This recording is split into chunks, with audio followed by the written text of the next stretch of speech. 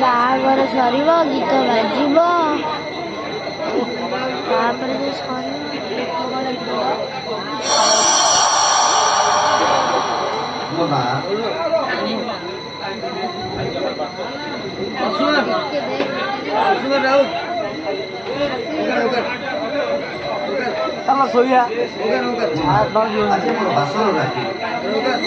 राति तो जीवन में अनेक आसे बासर रातिर बास्नाटा सबुठ अलगा चलुची कौन सुंदर कष्ट बुझिगली मना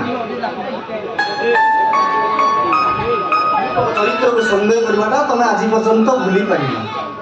नहीं नहीं आप से पक्ष कथा तुम सब किसी भूली जाइए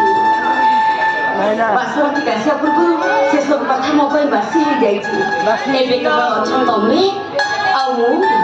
मोना केवल तुम मन भर अच्छी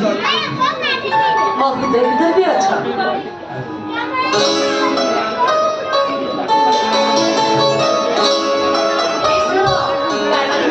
पिंधिदेले कानर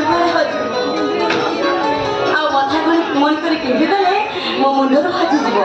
आ मो हृदय भीतर रखिले सबुदिन साइती रही मोना तुम कथा शुणे तो बहुत भल लगुच अच्छा ये राति नहीं नहीं ये राति को मना करदेवी ये राति जमा राति को मानिबो जा तमे भारी दुख भाई लड़े जा